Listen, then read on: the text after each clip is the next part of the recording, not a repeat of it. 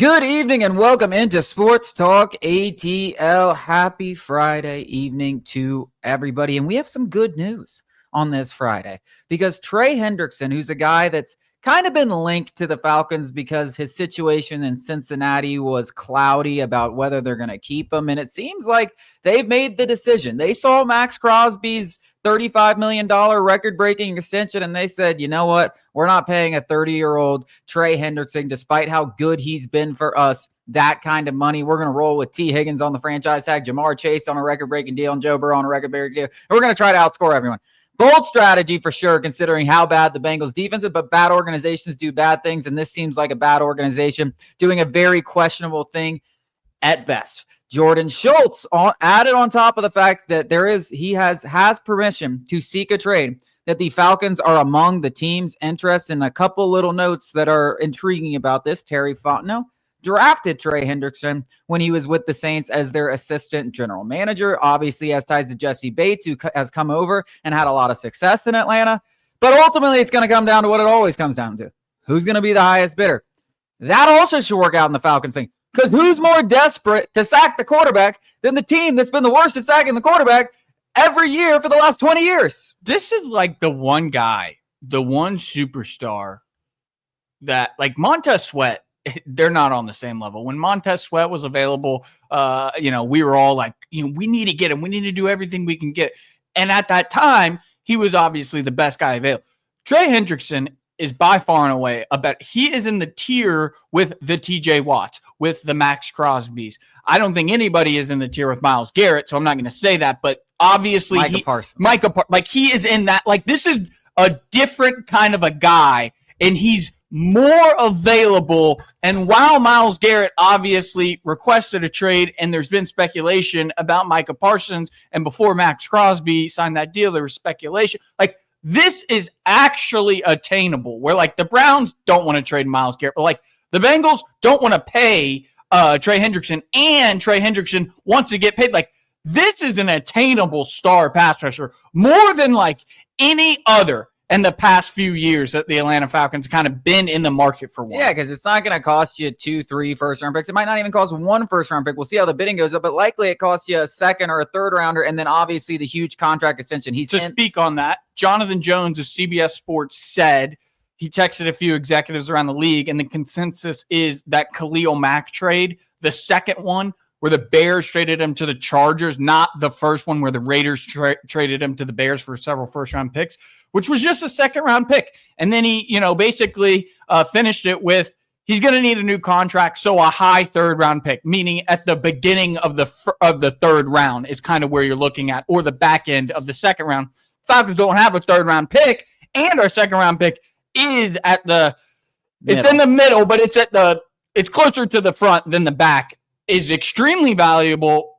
You really shouldn't have a problem parting ways with that, in my opinion. Yeah, and this is a thing that the Falcons have been trying to do. I mean, listen, they haven't gotten any deals done, but they've pretty much been in these conversations with the Montez Sweats, the Brian Hunter, they have been trying to get a guy like Trey Hendrickson, and now you have a guy that has ties to Terry Fontenot, and it just feels like one of those situations where it's like, especially the Falcons are desperate. I mean, we talked about it. They're desperate to find a pass rusher, but this is a desperate general manager. And he's got a guy that he's familiar with, and he's got a couple of picks. He knows this. If this doesn't happen, if he doesn't get a pass rusher, this defense doesn't improve, and they miss the playoffs again, he's looking for a job at the end of the season. Like, it may not be what's best for the organization. Like, the Falcons could end up overpaying. Trey Hendrickson is 30 years old. We're all going to be happy when it happens, but it could end up blowing up in their faces. Everybody was happy with the Matt Judon trade at the time, and it, turned out to be crap. But this is one of those things where I almost feel like it's kind of likely to happen. Like, I would put the Falcons as one of the front runners in the clubhouse because of all those things I just said. Desperate GM,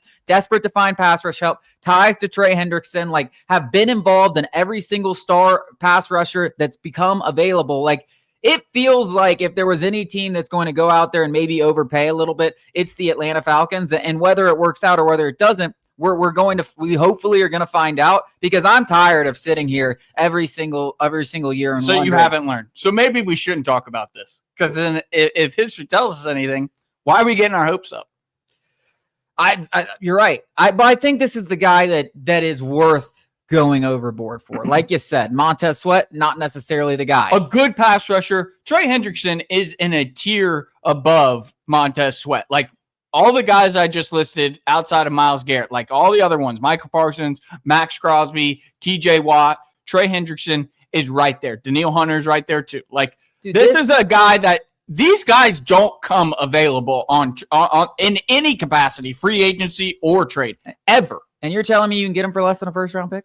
Like you're telling me you can get him for less than the first round pick, and then you got to pay him. And guess what? You got to pay him next year, the next 4 years, when Kirk Cousins, cap hit isn't absolutely hamstringing the entire organization. Like this is when you actually can take advantage. The years you're going to be paying Trey Hendrickson are the years that they're going to line up with Michael Penix 3, 4, 5 years of his rookie contract. Like they will have the money available to spend on a premier pass rusher like Trey Hendrickson. Like this to me, like it feels like the Falcons have got to make a move like this. And this feels like the one time they have a chance. I mean, this guy has 70 and a half. I don't even know if we have 70 and a half sacks over the last 3 seasons. Over the last 5 seasons, he has 70 and a half, 35. I mean, genuinely, what do the Falcons have? Sacks over the last 2 seasons, 60? Trey Hendrickson has 35 by himself. More than that. 35 by himself. But he has 50% production as the entire Falcons defense. The entire Falcons defense, which is right around that 40 sack mark. I mean, that's